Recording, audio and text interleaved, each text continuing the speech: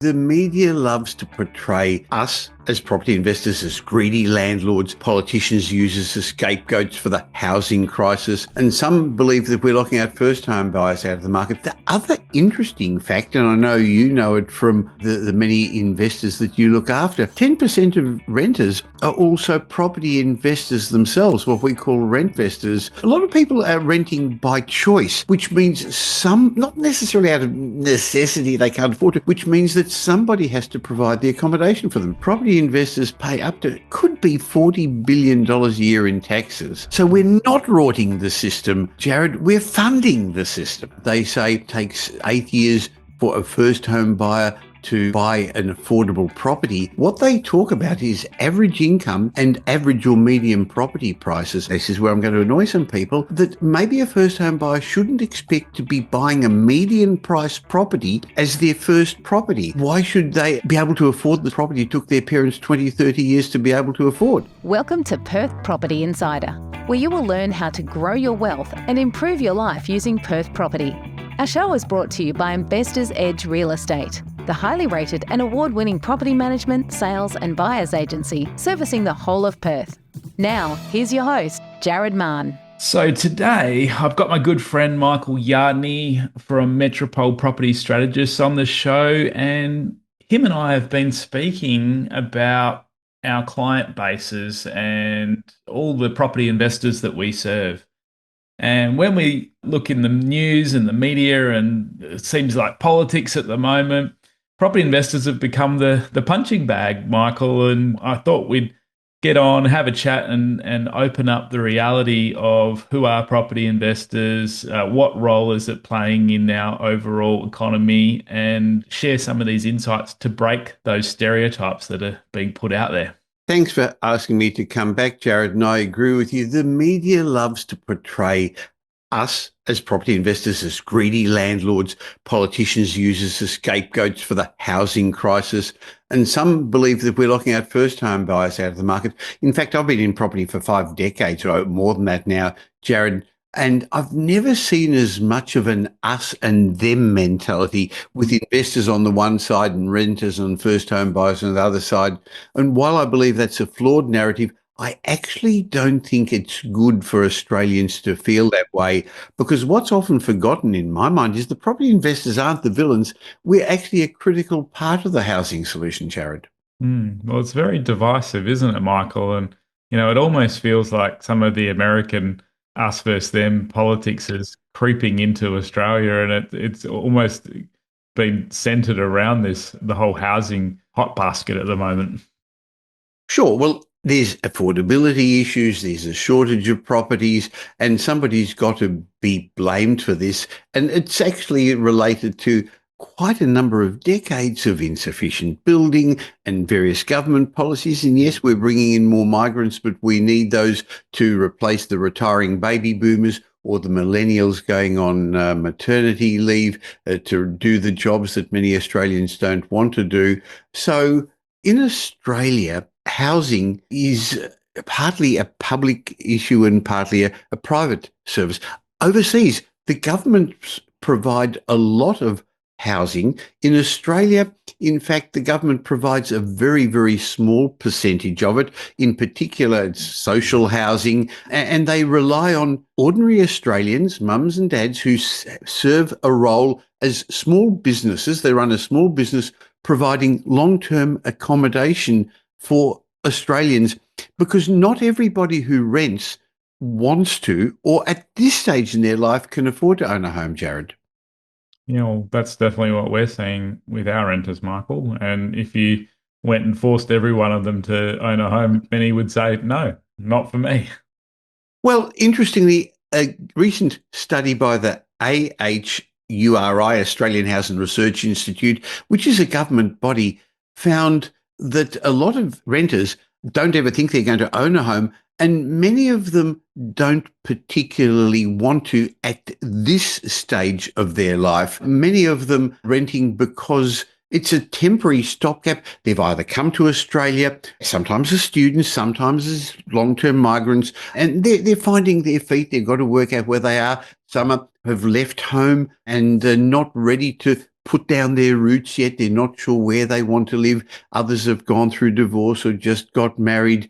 But the other interesting fact, and I know you know it from the many investors that you look after, 10% of renters are also property investors themselves, what we call rentvestors. So a lot of people are renting by choice, which means some, not necessarily out of necessity, they can't afford to, which means that somebody has to provide the accommodation for them, Jared. Definitely, Michael. So, do you have any sort of other stats to unpack this and make it come alive? Well, okay. So let's have a talk about who are investors. And the way we work that out is the Australian Taxation Office, the ATO, gives records of how many people show rental income and how many rental properties they own.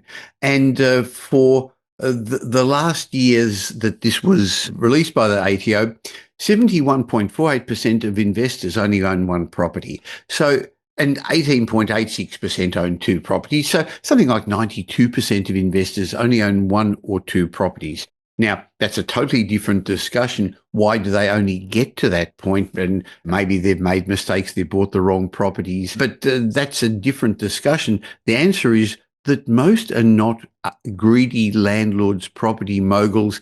Close to 6% own three properties. Interestingly, there's only about 20,000 private investors in Australia who own six or more investment properties. So of the 2 million investors in Australia, there's only a really small percentage, less than 1%, that own six or more properties that are property moguls. So they're, and you know it from the many investors that you look after in Perth, and we know it from the ones we look after on the East Coast, that the ordinary Australians, they're teachers, they're nurses.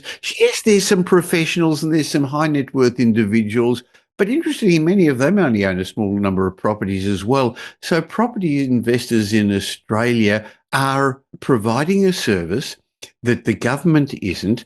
And yes, they get some tax incentives for that. They can negatively gear. But if you opened up a car wash business or a dog grooming business and your expenses one year were more than the income that you get when you first start off, you would write that off against other things as well. It's not something specific for property investors. So people say, oh, it's not fair, they got negative gearing. And the other complaint people say is, hey, it's not fair that there's capital gains tax reductions, that when you sell an investment property that you don't pay a full capital gains tax. Look, I don't think most people actually get into property investment with the intention to sell.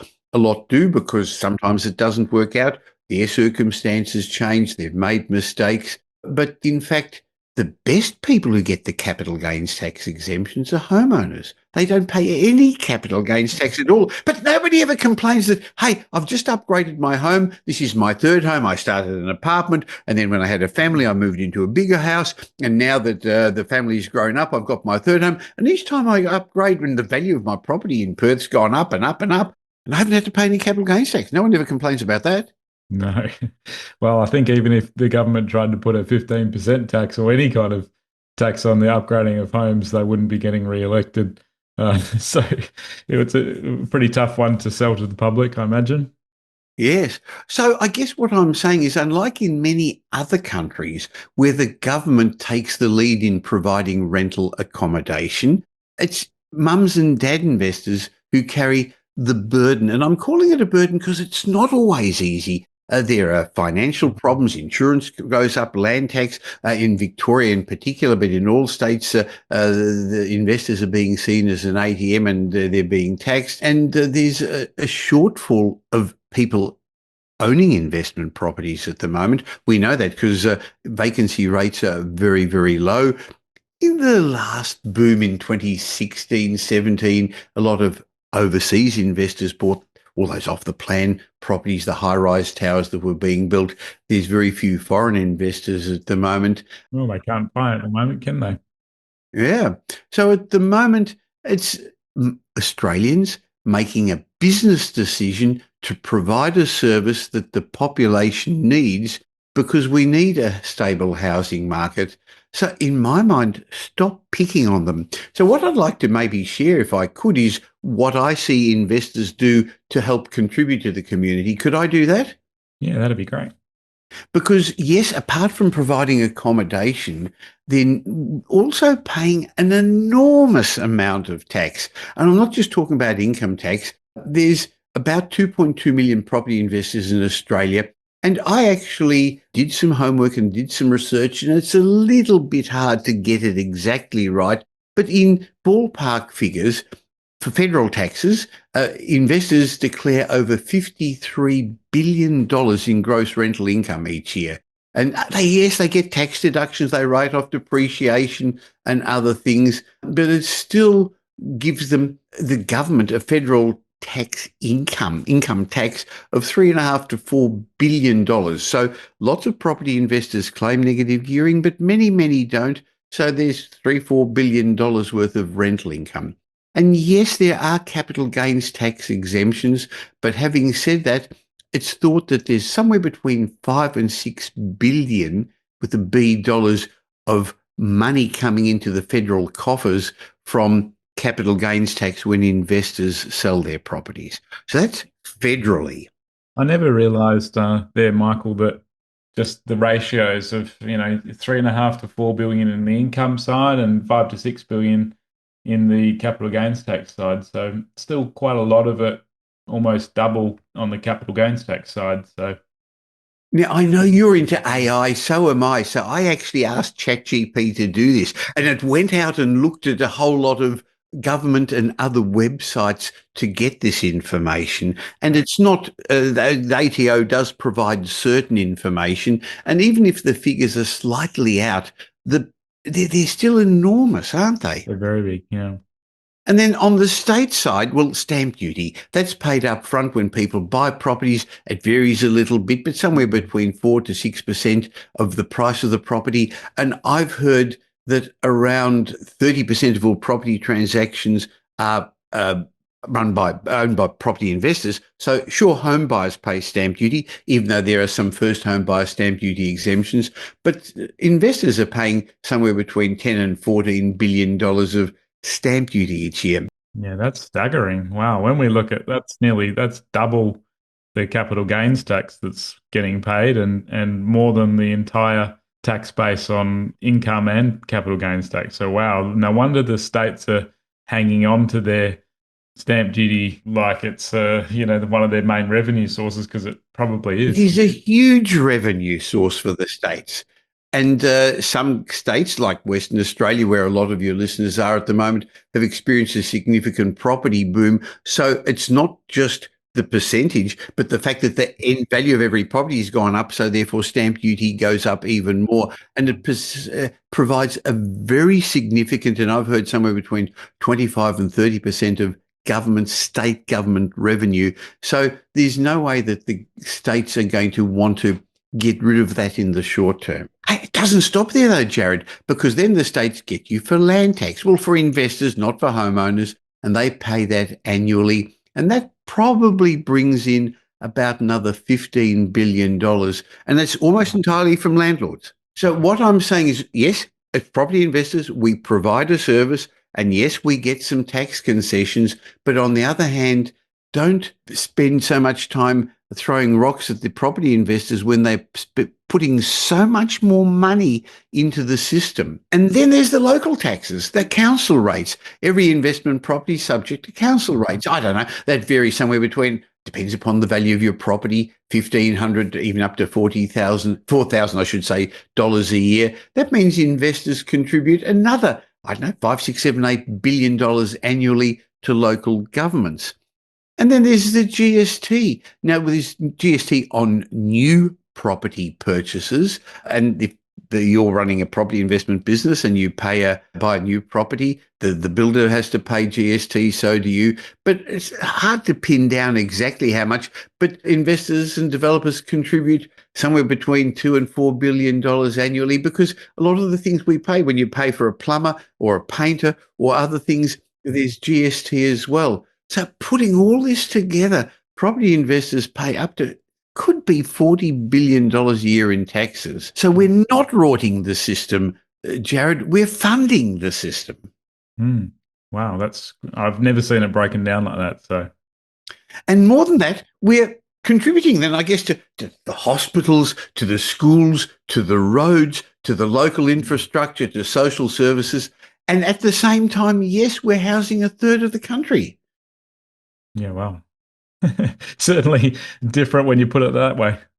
Yes, yeah, but that side of the argument isn't seen because that people say, yes, but if you buy a property, the first homeowner can't get in. Well, the government's giving all sorts of incentives to allow first homeowners to get into the market with stamp duty exemptions in various states. With in January, the government saying that you can get in with 5% deposit and not having to pay lenders' mortgage insurance. That doesn't happen to property investors. It's not a level playing field. I'm not suggesting it should be, but I'm just suggesting that, yes, property investors get some incentives if they've got enough money, if they take a financial risk, if they put their money on the line, while first home buyers get, and I believe they should get, some incentives. But let's remember that those incentives for first home buyers, and the Queensland government has recently announced they're going to allow first home buyers to get in up to $1 million with 2% deposit. That pushes up property values. You give first home buyers the ability to buy properties, and so they should. That actually allows them to get in and they spend that extra money, Jared. We've seen this before, and it just makes it harder for the next generation. And last year there was something like 110,000 first homeowners got into the property market. And according to that's from finance figures, and according to CoreLogic, there was something like 540,000 transactions, real estate transactions. So first homeowners made a significant percentage of the all property transactions. And so, yes, often investors look at the same price brackets as first home buyers, but they don't get the same advantages. No. And we've had our transfer duty threshold now increase to 700K. And like you said, we're now going to see pretty much any property that has a 600 in front of it soon to be with a 700 in front of it, just because of these stimulants that are happening. And I know their intention is good, but it is going to help a lot of first home buyers in, but it's also going to raise prices for the overall market, isn't it? Oh, definitely. We've seen this before. So I see it not as a first homeowner grant, but an established home buyer boost, because people who are selling to the first home buyers to upgrade, they're getting a bonus, aren't they? Just real quick before we continue on with the episode, are you getting my email updates yet? If you're not, you're missing out on our suburb intelligence reports, which we tailor and prepare for your individual suburbs of interest, showing advanced stats and insights. Must get onto those. And I also send out exclusive invitations to our events, including webinars, sundowners, and workshops. So if you're not getting those, head on over to investorsedge.com.au/join and make sure you're receiving my email updates. What I wanted to also understand a bit better was, who are renters? I mean, you said previously that many of them do it by choice. Do you have any stats, and can you break down what are their circumstances and who are the people renting properties?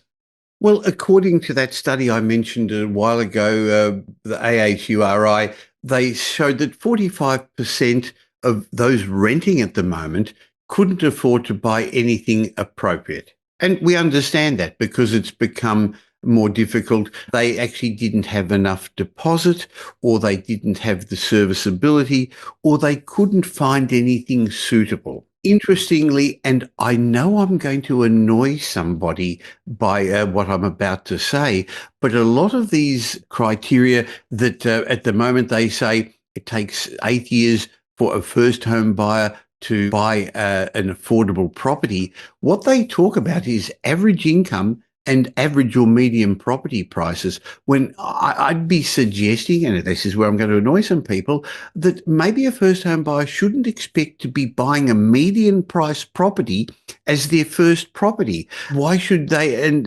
again, it's going to annoy somebody, be able to afford the sort of property it took their parents 20, 30 years to be able to afford? So I know when I started, I and my first wife moved into a small apartment. That's where we started, and then we upgraded to a home when we had kids, and then we upgraded to a bigger home. Then I went through my asset reallocation program through divorce, and then I started all over again. But when people say they can't afford to buy, it's often because they want to live in those nice locations in the capital cities where all the action is. Interestingly, according to the same study, 18%, so almost 1 in 5 said they preferred to rent. And that was really more because of where they were in their lifestyle at the moment. They could actually afford to rent a better quality property than they could afford to buy, was about 14% of people. In other words, some of those became rentvestors. 10% of all those renting became rentvestors because they could afford to rent where they enjoy living, where they want to live, but couldn't afford to buy there, so bought an investment property elsewhere. And about 10, 11% actually found it was cheaper in general to rent. So others, it was because of their personal relationships, where they were. They'd either just separated or divorced. And so others, younger generations in particular, are now not putting down their roots as early. They're not sure where they're going to live in the long term, where they're going to work in the long term. So renting for about 7% of tenants, Jared, was giving them the flexibility in their life that they wanted. So some were also, because of vocation and because of study, they wanted to be near the universities. So a lot of the international migrants, students, and we have a large percentage of those, they rent, but they're not interested in buying. And in fact, the places where they rent doesn't normally kick out first home buyers because most of those don't want to live right near the universities either. Well, there's a lot of reasons then that people do prefer renting and need a rental Yeah. rather than, assuming that everyone wants to go out and buy a home. At this stage in their life, I think still deep down inside most Australians, it's in the Australian psyche, want to own a home. It's not the way overseas. It's not the way in Europe where people are often tenants all their lives. If you have a drive through a lot of those English towns and you see them on the TV shows or in the movies, all the houses look the same because there's a lot of government housing there as well. But in Australia, there's still about a third of Australians, millions of people, would be left without a roof over their heads if property investors weren't making that business decision to provide a service. And I believe that they deserve to get rewarded for taking the financial risk. Well, we've seen an influx, especially over the last few years, with Perth being one of the hottest markets in the country. And you probably saw this previously, that we're getting a lot of people from Sydney, where property has just become incredibly difficult to get into with the price points there. Look to own an investment property and rentvest while they're renting that lifestyle that they can afford, buy something here that's much more affordable, and places like Melbourne, I imagine, would start to be similar place where other people are seeing as being more affordable now, especially with it not having grown as much as Perth. Sure. So I agree with you that there was a lot of East Coast investors who invested in Perth, and some made very, very good decisions, and most of them have actually made a lot of money out of it. And interestingly, the latest statistics that came out only in the beginning of this month at the time of recording from Core Logic, or they're now called Cotality, I think, from PropTrack and from Dr. Andrew Wilson's My Housing Market, has shown that the Perth market has picked up again. In the first half of this year, it slowed down. Affordability issues created a bit of a challenge. But with the couple of interest rate drops that we've already enjoyed and more coming, and at the time of recording, the Reserve Bank is going to be making a decision next week about the next interest rate cut. We know more are coming. We're not totally sure when that's happening. I think there's a bit of more legs in the Perth property market. Won't have can't have the strong double-digit growth it had for so long, but don't count out the Perth market. It's not dead yet. Well, I didn't mean that it's going to be dead some other time either. But you can't just buy any property. To be blunt, 2-3 years ago, you could buy in the worst position, the worst location on the main intersection, and your property would have gone up in value. Now I think it's time to look at areas where wages are growing more, where the areas are gentrifying, where there's great amenity, the 20-minute neighbourhoods, there's good locations in Perth that will outperform, where other areas where people's wages are not growing as much are going to have challenges with affordability, Jared. Well, I agree with all of that. And we've certainly sort of kicked into a bit of a second phase here with first home buyers now driving our bottom end of the market with some of those incentives that I mentioned and the changes to the thresholds. And we've got the upgraders that are taking their equity from the bottom into the middle. And it's interesting, having been through a few cycles now, I've seen these various patterns before, and I'm sure you've had that experience as well. When people have their gains, they want to naturally upgrade and aspire to more, and that carries the market into the middle. And from the middle, those people will naturally be upgrading through to the higher price points as well. It's interesting, Jared, because that's what's happening this time. In the past, it's actually been the top end that has usually started, frequently the top end of Sydney, and the ripple effect outwards. But over COVID, with affordability and with low interest rates, and I agree with you now with the government incentives, and particularly those coming in January, when the 5% deposit scheme, it's actually going to be a ripple effect from the bottom upwards. I agree. Yeah. So we've we're the bad guys as property investors. We've just run through all the hidden metrics as to how much we're actually contributing, and that property investors are actually more mum and dads just trying to get ahead, and are not filthy rich landlords that own lots and lots of properties. What is the way forward for some of these things changing? Do you see anything on the future radar that could see these perceptions change or see these conversations change? Or is it really going to be a case of more of the same? Unfortunately, I can see that there's going to be more haves and have-nots. Even in the first home buyer market, those who've got parents with some equity in their home are getting help from the bank of mum and dad. It's suggested that at least 10%, if not more, of first home buyers are getting a gift, and it's often $100,000 or $200,000 that gets them into the market. So those who've got wealthy parents are getting into the market when others are struggling more. And I believe that we're sort of losing the middle Australians. It used to be thought that there's a sort of a bell chart where there's where there's lots of a few wealthy people, a few poor people, and lots of middle class Australians. But that seems to be disappearing a bit, Jared. And there's more haves and have-nots. And I don't like seeing that. I don't like reading about tent cities, people living in their cars, not being able to get accommodation. While I, as a property investor, like the fact that the value of my properties are going up, I also believe that everyone should have a fair go in Australia. I'm not sure that the government is doing it right. They don't want the property values to drop. So making properties more affordable by dropping values isn't the answer. And the government won't do that because it's not going to disenfranchise the 70% of the population that own a property. And many politicians own multiple investment properties. But I believe we've got to look at ways of increasing product. Different housing types, perhaps. And, there was a very interesting Keystart, our first home buyer provider over here for financing, has come out with a modular specific product, a finance product to make it easy, basically offering a 2% deposit, and they'll fund both the creation of the modular home, the transport, and the installation. And they've made it a lot easier for that type of dwelling. That's the first I've seen of anything like that around Australia.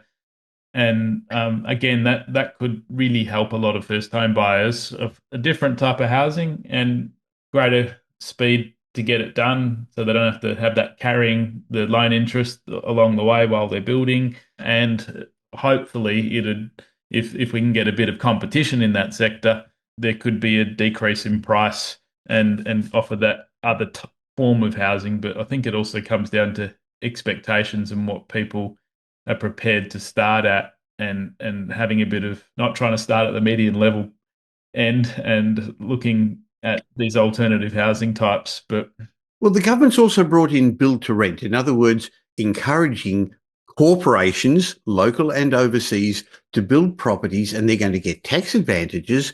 And what the aim of that is to give tenants long-term security, long-term leases. These properties, these apartment towers won't be for sale. Now, interestingly, your investors and ours, they are long-term investors as well. They'd be very happy to keep tenants there for the long term if the government gave them the same incentives. But they're using your and my tax money to give overseas corporations money to build. And this is not affordable accommodation they're building. The build to rent is actually upscale. No, I'm shocked to see what's coming out. I thought, oh, great, we're gonna, have other. No one wants to go and create a slum or an area that isn't looked after and people don't have pride in what they're doing. So I'm not talking about that, but when you look at what their rents they're getting, and they're actually above market rents, and they're really selling the exclusivity and the amenity and the other things, and it's not actually providing any sort of affordable rentals, which I think was the original purpose sort of behind it. Yes, yeah. So interestingly, Tim Gurner, a very big developer of prestigious properties in Melbourne and has moved interstate as well, has suggested that we're going to have a rental crisis for the next 15 years. We're not going to catch up providing enough accommodation for a long time. So you asked me what the solution is. I guess all these clever people can't come up with a solution. So neither is Michael Yardney going to. And that's a challenge. But I think that what a lot of the younger people have on their side is time. And so therefore they shouldn't be disheartened. And I don't even want to get an argument, was it easier for me 50 years ago when I got into property than for people today? It wasn't easy for me then either. But the answer is last year, 110, 120,000 first home buyers got into the market according to finance figures. And so therefore the government's on your side to help you as well. So take a long-term view. Remember that if you do the hard things now, you'll have an easier life later. So have the financial discipline. But if you're going to get into the housing market, I'd also recommend that people don't spend their last cent. They often overspend to get in, because keep a financial buffer in place, because even as a homeowner, there's all sorts of expenses that the landlord used to pay when you were a tenant, or mum and dad paid when you lived at home with them, and hot water services blow and other things blow as well. So you need some financial discipline. That's one of the things that concerns me, Jared, when the people can buy with 2% deposit and 5% deposit and have not actually had the savings discipline to get enough deposit. So you've got to have money smarts as well. That's a really good point. And I think the other thing that I was thinking about when we were talking about just how hard it is for a first home buyer to get in, and that parents are helping, where possible. I think it's still it's fabulous if us as investors can have the choice to do that. So while we can't go and solve all the problems that are out there, one thing we can do is not be a further burden on the healthcare system, and the whole, my parents, unfortunately, they didn't do enough investing, and they're on the pension. So us as taxpayers do need to carry that load. I think as individuals, if we can invest, if we can set ourselves up, if we can be financially independent, we're again, serving the rest of the economy by not being on the pension and having to, rely on that. So that we didn't even touch on that major cost. That of course we want to support people and give them a leg up and provide that floor. Yes, that's a really good answer. We're saving the government pensions and healthcare things by becoming self-sufficient as retirees. And I do shudder to think that if governments don't solve this housing crisis, what prices may get to over the next decade and two. And for all of us that are parents, that are grandparents, I won't be waiting until I die to leave my money that I've created to my descendants. I'll be helping them along the way, and probably helping my extended family get into the property market, because there may not be, it may be very, very difficult for them otherwise. And I think as property investors, if we can do that, that's going to be a fabulous thing that we can provide. I agree with you, Jared. On that note, Michael, thank you so much for the chat. I'm really glad that we got to share these insights and take away some of these stereotypes. Even if we change a few people's minds, that's going to Well, help. there's certain political parties of a coloured persuasion that have got very strong views about this. But I think the bottom line message is property investors are ordinary Australians looking after their future, providing a service that other people want. Otherwise, there wouldn't be a business in it. And I think even if it doesn't change the view of all those that are never going to change, I think it helps us to see ourselves more accurately in what we're doing and feel better about that, because you can really start to get a bit twisted as into, like, our property investors the problem? Like, are we contributing to the negative side? But no, I think we're not, and we shouldn't be made to feel that way. So that's a big part of it too. I agree. Thank you, mate. Pleasure. Just a reminder, the information discussed in this podcast is general in nature. As we don't know your specific situation, you should always seek professional advice before taking any action. For free market reports on your suburbs of interest and other helpful resources to grow your wealth, make sure you join my property investor update at investorsedge.com.au/join. And finally, make sure you're a member of our Perth Property Investment Facebook group to be part of the conversation with other like-minded investors, get help to your questions, and get a feel for what's going on out there in the market. I'll see you in the group.